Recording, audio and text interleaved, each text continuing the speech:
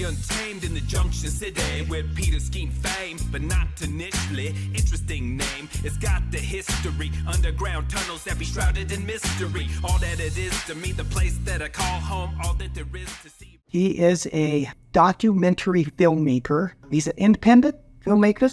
He's had some shorts, and he's done some full-length documentaries that have been on PBS. And one of them, well, several of them, have been about the Ogden area.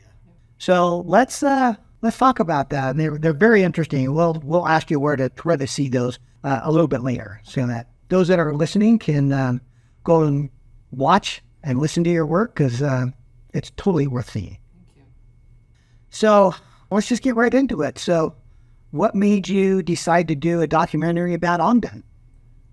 I was living here, going to school, and I enjoyed just going downtown, I guess. But then one day I went to it was probably my first time going to the museum at the Union Station. Oh, yeah. And I liked the history of the railroad, but the thing I liked more was the volunteers they had there that were, at that time, they were real former railroad workers. You know, they probably don't have that. Yeah, they don't. Later now. Yeah, they don't. But I mean, there was a brakeman, there was a guy who worked on the dining car, and actually just started as me reaching out to the Union Station Museum and say, could I just come and do some oral histories with some of your volunteers? And I met a guy named Grant Gibson who worked for the Union Pacific on the dining car. And that's cool. We just talked for about a half an hour. He told me about a time where he walked Eleanor Roosevelt up 25th Street.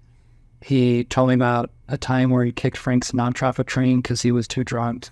And he told me about holding a train at the station so some girls from Ogden High School could meet Elvis Presley.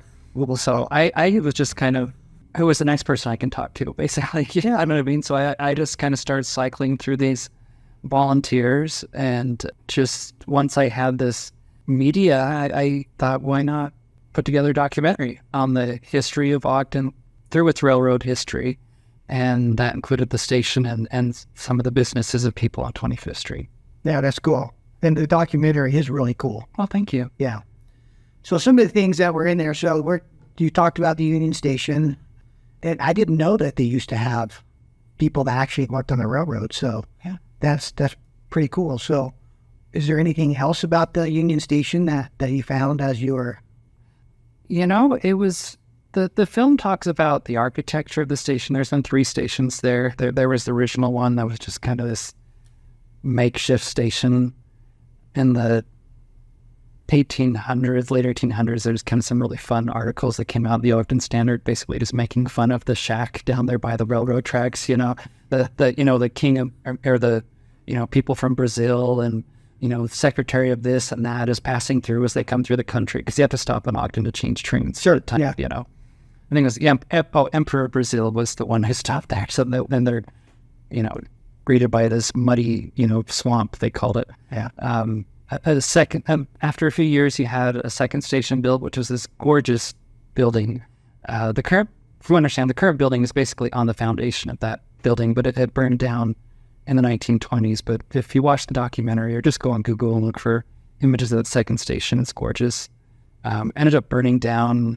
They think maybe a worker left an iron on, and a room caught on fire, and then it burned down. But it was a beautiful building. And then a few years later, they have the current building we have now. So do you know about when the current building was built? This episode is supported by Strategic Mortgage. Now, one of the reasons they sponsor Ogden Up Close is because many of their clients are the same people building businesses, art, and culture right here in Ogden. Strategic Mortgage, smarter, faster, easier. 801-628-7667. Now back to the story. It was the 1920s. Okay. Yeah, so our first building was 1880s and then burned down. So it's been 100-ish years ago. Yeah, and it's right on 100 years old. One of the neatest things in that building that they don't advertise it, but you can go see, is if you go into the building, to the lobby, and there's a gallery space that would be the northwest corner. Mm-hmm. Go into that gallery space, you'll walk down a hallway, and then a brick wall on your right. Okay. And that for a long time, that area was just closed off. They reopening the gallery space a while back. And also that back part, when you're in that gallery, you're looking at the back of the station, which has been covered up for a long time when they did the renovation. Originally, you'd be standing on the tracks right there, but now it's part of the building, the interior of the building. And if you look on that brick wall, there's somebody who was etched in the wall. We think they were standing there when World War II ended. And it says World War II and has the date. Really? And it's not, they don't advertise it. It's something that was just found a few years ago, but it's something we're seeing.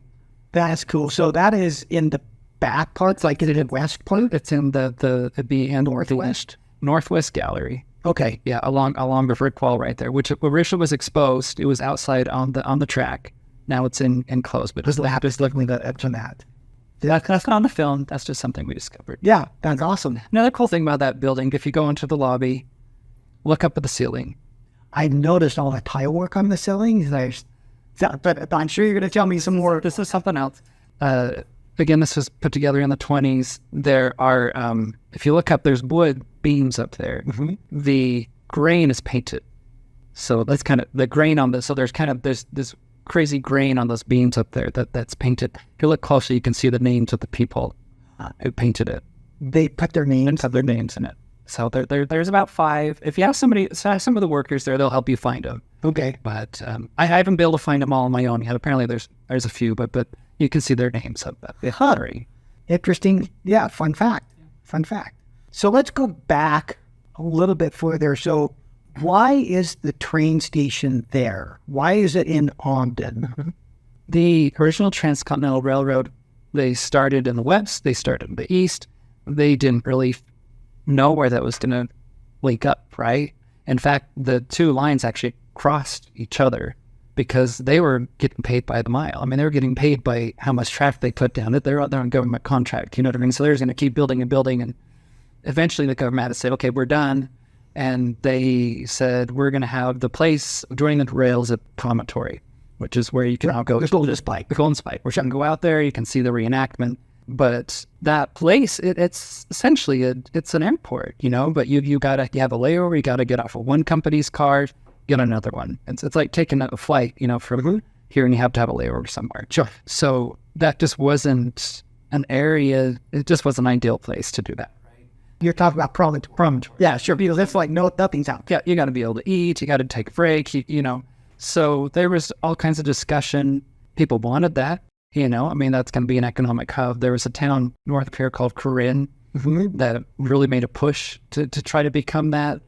It probably never was going to, but they wanted it to be, you know. There was a joke at the time that it was, I think they called it Sin City or a few things like that. It was a rough place. I mean, this is where these railroad workers just kind of got done and they showed up in Corinne. So also was an ideal place. But the story we tell in the film is that eventually property is donated in Ogden. We think that was even donated by Brigham Young for a station to be built. And it made this immediately just a joining place, an economic hub. And you just had people coming through here because they had to stop in Ogden. Interesting. Why Ogden? But is there a reason why they decided Ogden? Just because apparently they did want Corinne. Yeah, it was on the line already. Okay. It was the nearest major city, probably. Okay. Salt Lake City is not on the line at that time.